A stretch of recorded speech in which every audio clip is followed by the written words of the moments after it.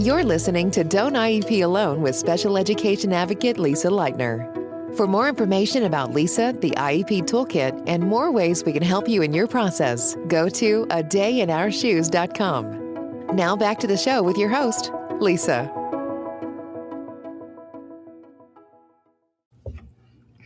Hi, good morning. It's Lisa Lightner from A Day in Our Shoes and Don't IEP Alone. I am doing an extra episode this week because this part it's tangentially related to IEPs and it's not IEP advice specifically, but I didn't want to not address it because I heard from too many of you in DMs and email and things like that. Sorry, I say a lot. I'm working on it, I promise. I did a post on Facebook about, I don't know, it was like the week before Christmas. And it was sharing, kind of like what's been going on with my family. And I said, I know that a lot of people are experiencing the same thing and feeling the same thing. And so, yeah, it resonated with a lot of people. What am I talking about? I'm talking about this separation of families due to current circumstances, and also the demonization of those of us who are protecting our families, are protecting our energy, are protecting our personal space, and setting what I see as healthy boundaries. And instead we're being demonized and being told, oh, I can't believe you would disown your family over politics, and you're such a liberal snowflake, and I can't believe you can't handle it, and all that. So to give you a little bit of history as far as my situation, and you're like, oh my God, this is so boring. It's not. Back in 2013, yes, that long ago, back in 2013, we were at a family gathering. And we were really excited because the very next day we were taking our kids to the White House Easter egg roll.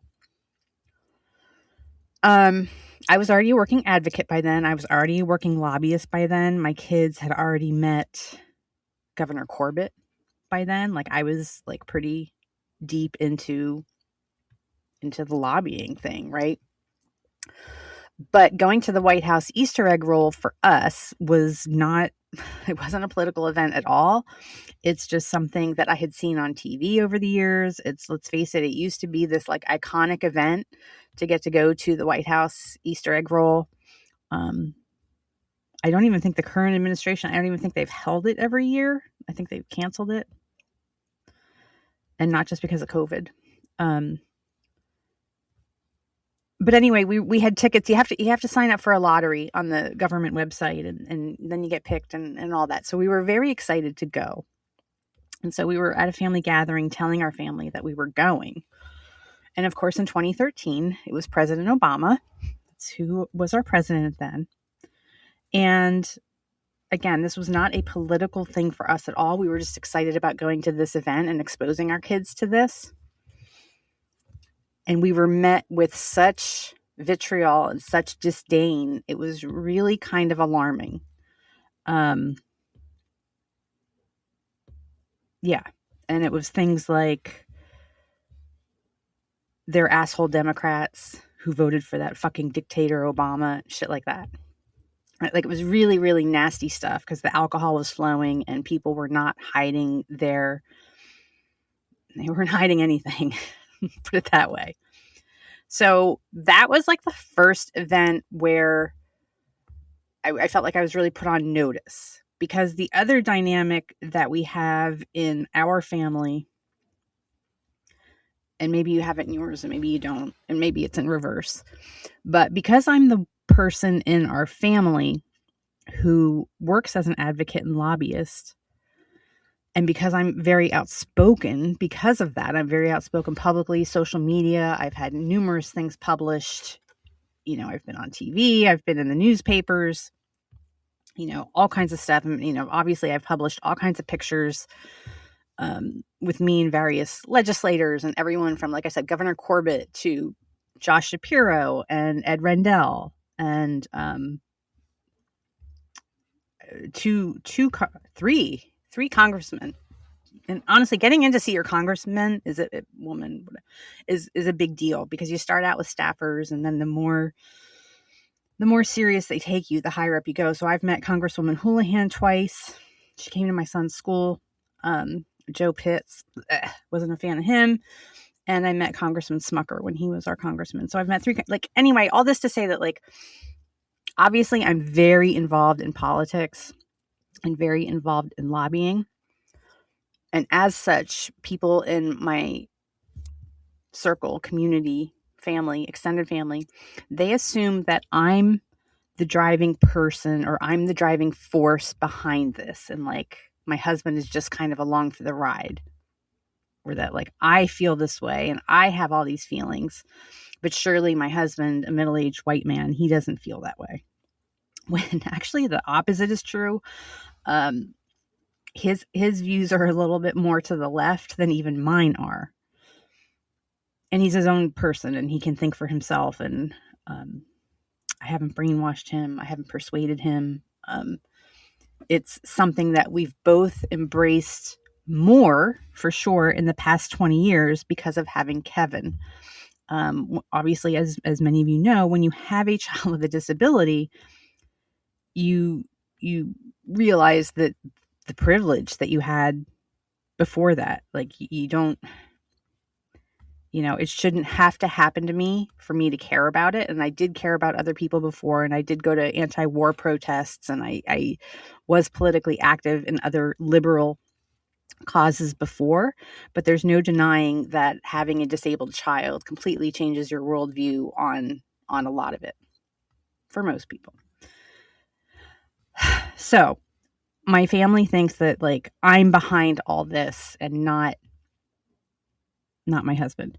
So the things that we've heard over the years, and of course, when you're at family gatherings, whether it be a birthday party, a family reunion, a holiday, graduations and confirmations and baby showers and all those different things, for the most part, we were still attending them when the alcohol got flowing. Or maybe, I don't know, maybe these people, maybe I'm excusing it. Maybe I shouldn't. Maybe they weren't drinking, but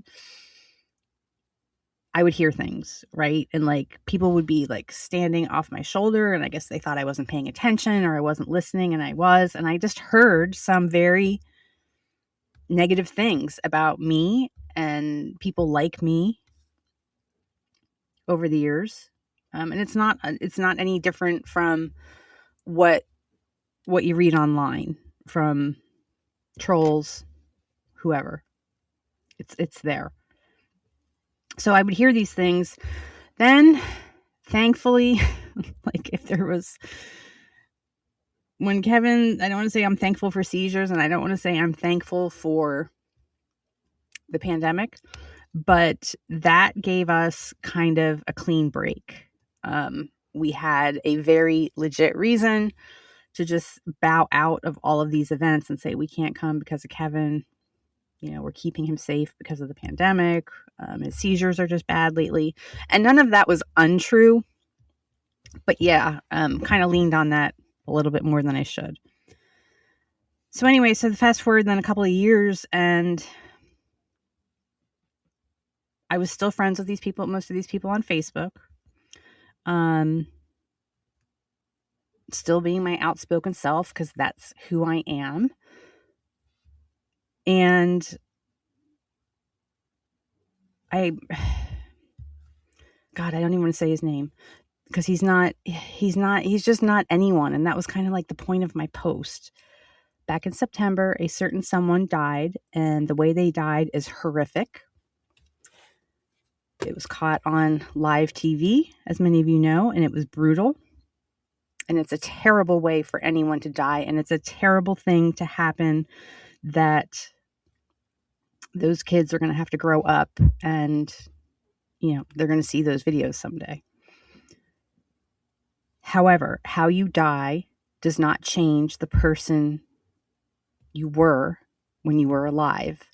And that was the point that a lot of us were making. And no one that I know, no one in my circle of friends or acquaintances was celebrating anyone's death. Right? I follow Quaker principles in life, and we're pacifists, and all violence is wrong. So no, I was not celebrating anyone's death, but I didn't see a reason to celebrate the person who he was when he was alive just because he died. Because this man said a lot of terrible things, and saying things to an audience shapes policy. Whether you like it or not, whether you want to admit it or not, he had influence over policy. And so when you say things like ASL accommodations are too much, that matters when you have an audience like he did.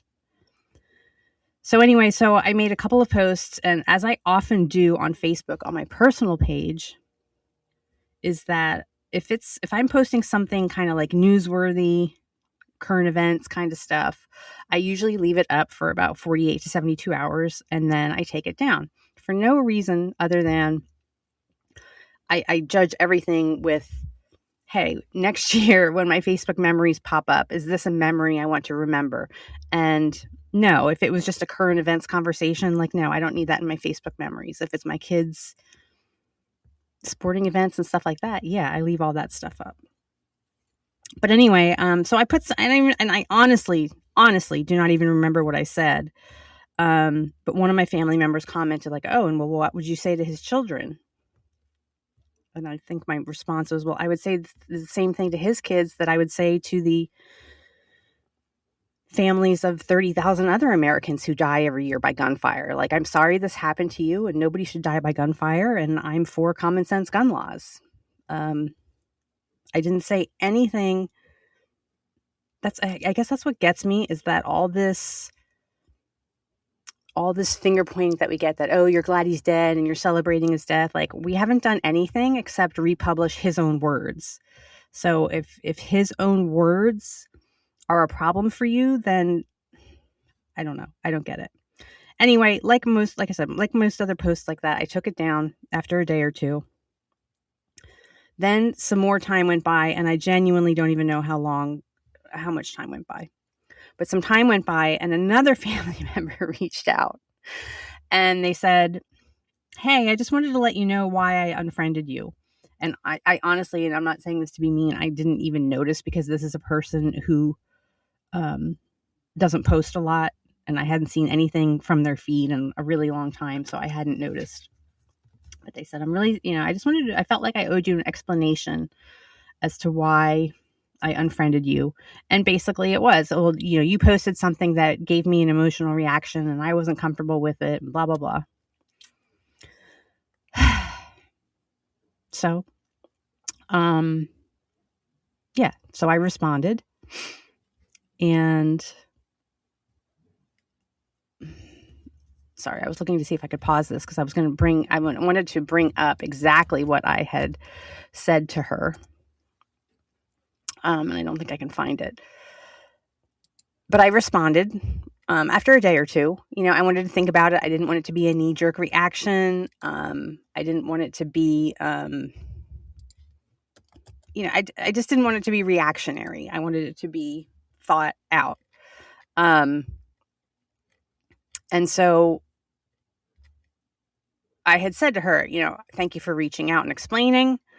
And I just said, this person used their platform to spread harmful misinformation about disabled people, public schools. Oh, and that's right. I used to be a teacher. And remember when he called people groomers? And then he wanted to defund special education programs, right? And all these things, they don't just stay online. They ripple outward. They shape policy. They influence legislators. And they embolden people. This is the most important one, is that when people make statements like that, they embolden people to treat kids like my son as burdens instead of human beings. So, I said to her, I went into that a little bit, and then I said, when someone like that dies, I see people rushing to talk about grace and respect, but death doesn't erase the real world damage someone caused while they were alive. A person's legacy is the sum of their actions. That doesn't mean I celebrate anyone's death. It means I refuse to rewrite history just to make it more comfortable. So when I see people I care about expressing admiration or grief for him, I'm honestly surprised and a little shaken, because from where I sit, he used his influence to make his life harder for the most vulnerable people in this country, including my own family. And then I basically just said, I wish you peace and health. And the whole thing of like, I can't believe you disconnect from family and friends over politics. And then it's never, I can't believe those people are choosing a podcaster they've never met over someone in their family whom they've known for 35 years. Right?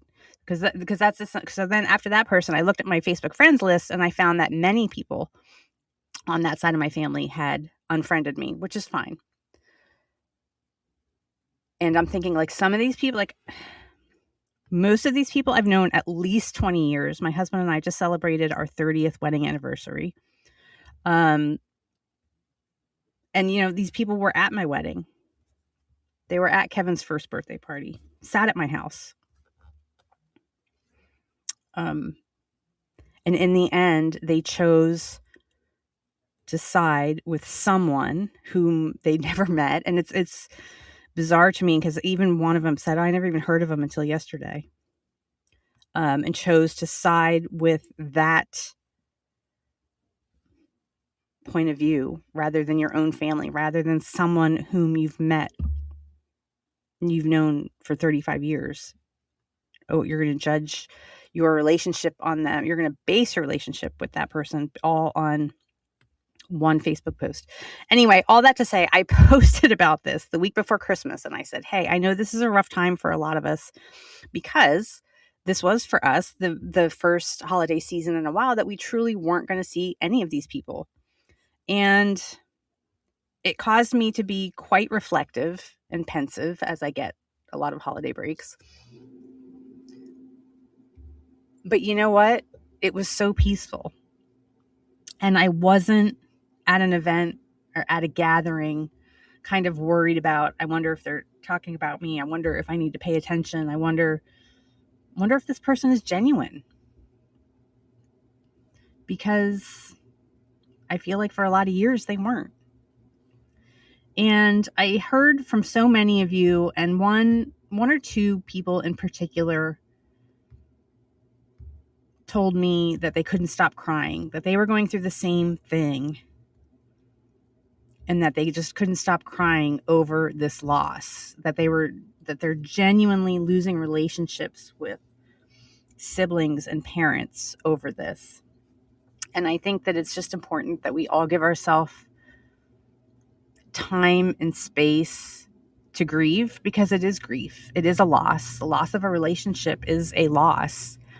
And there are so many societal biases that we have as far as how you're supposed to treat your family and what a brother, sister, parent, child, adult child relationship is supposed to look like, that when you're going against those norms, it's extra difficult.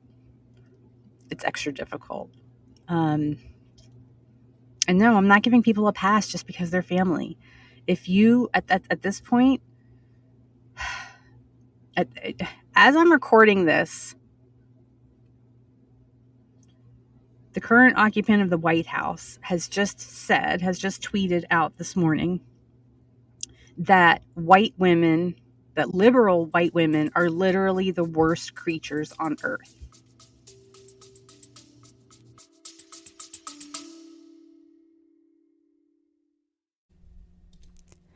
We interrupt this podcast to bring you a truth bomb. The IEP process never gets easier. You get better. If you do not learn the IEP process and how to use it to your advantage, your child will get left behind. That's exactly why I created the Don't IEP Alone series of advocacy courses for parents. Join us and gain the knowledge, skills, and support you need to navigate the complex world of special education and IEPs. Visit adayinourshoes.org for more information.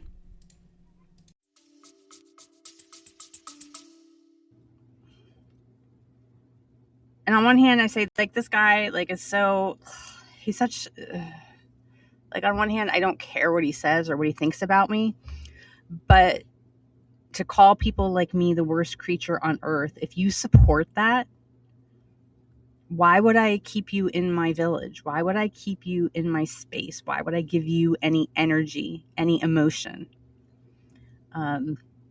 My life is pretty damn hard, and I'm not saying that to be a martyr, anything like that, but I have a kid who has a lot of seizures every day, and he's tube fed, and I work very hard at what is at times a very emotionally taxing job, because no one ever calls an advocate when things are going well. So I see the worst stories. But I'm trying to kind of like do all of this. And so I need whatever bandwidth and whatever emotional energy I have to be positive and supportive, because there's so much that I deal with and navigate that isn't. Anyway, I'm rambling a little bit, and now we're at 20 minutes and kind of rambling. But I wanted to acknowledge all of you who reached out either through DM or through email, or who actually commented on the post and said, yeah, me too, and this is just so devastating. Just to let you know that, yes, it is devastating. However, at the same time, I encourage you to look at it from a standpoint of, it's devastating because of what society has told us about how these relationships are supposed to look and what they're supposed to be. And just because a person is family doesn't mean that they have your back. It doesn't mean that they're supporting you. And if they are actively supporting someone who is taking away Medicaid, defunding special education, blowing up the Department of Education, blowing up OSEP and OSERS, blowing up the Office of Civil Rights, if people are supporting that, then they're not supporting me. And they're, most importantly, they're not supporting Kevin by proxy, because Kevin cannot speak. He cannot communicate these kinds of things to you as far as what he needs. And I don't even think that he understands how reliant he is on community support, because he won't ever be independent. So if you're supporting that, I just don't have the space and energy for that. And I'm not going to make any apologies. Not going to make any apologies. And if you are going to take one social media post and determine the fate of what you want our relationship to look like based on that, rather than the previous 20, 30, 35 years, that's on you. I feel like I was tolerant for far too long, and I probably shouldn't have let it get this far. I probably shouldn't have let it get. I should have spoken up earlier, rather than just sitting silent at these gatherings and then bitching about it in the car on the way home. Because I know they didn't think I heard them, and I did. Someone who is bringing back the R word, right? Conservatives, or the GOP, or whatever you want to call them, MAGA, they're actively bringing back use of the R word. It's all over the place now. Huge increase from percentage of use in social media posts and everything else. And that's on my son's medical records, because he's old enough that is the terminology used then. If you're supporting that, you're not supporting Kevin. So don't bullshit me and tell me, oh, but we love Kevin. Fuck you. No, you don't. No, you don't. And I had well, it's more nuanced than that. For me, it isn't. For me, it isn't. Maybe you have I guess you have a higher tolerance for cruelty than I do. But, I mean, for me, it would have stopped with Serge, the reporter. I mean, even before that, it could have been the grab him by the pussy. There's so many different things where I would have said, no, that's really not appropriate, and I'm done here. But the R word and encouraging other people to use the R word, and especially using the R word to a fellow special needs parent who is living this journey as we are, who's not only a special needs parent, but is a former teacher. And then it circles back to, well, they called teachers groomers. Really? So anyway, I'm sorry. That's a lot of rambling in 24 minutes. Let me do one final sentence, and that is just one final thought. That is that I see you. Hang in there. We do have the Village, which is village.adayinourshoes.com.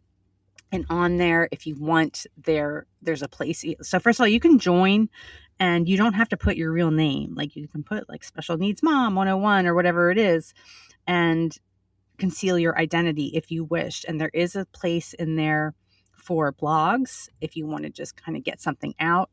There are also message boards, of course, so you can post IEP and 504 questions or special needs parenting questions, anything.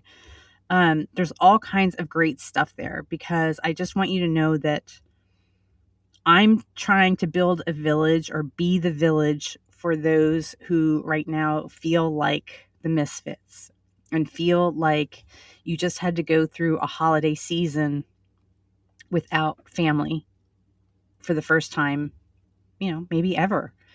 And my goal isn't to further segregate society any more than it is.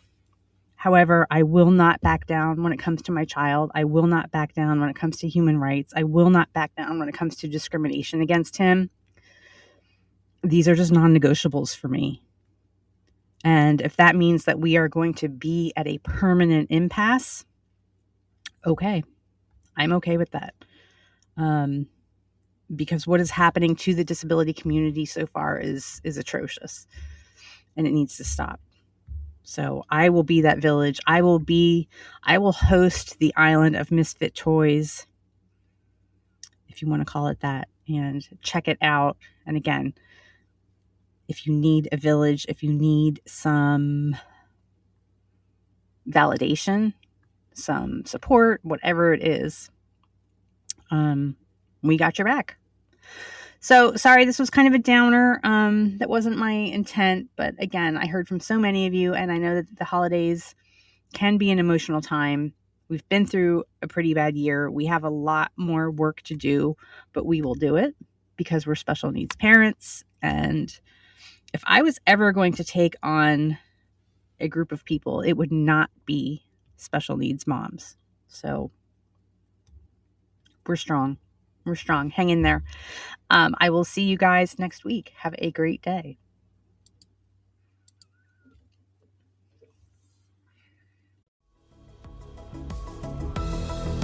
Thank you for listening to Don't IEP Alone with Special Education Advocate Lisa Lightner. We're so glad you've joined us and would love to connect with you outside of the show. For more information about Lisa, the IEP Toolkit, and more ways we can help you in your process, go to adayinourshoes.com. From self-care tips to common IEP mistakes, there's even more to explore. Don't forget to rate and review the podcast and subscribe to never miss an episode. Until next time, don't IEP alone, and you don't have to.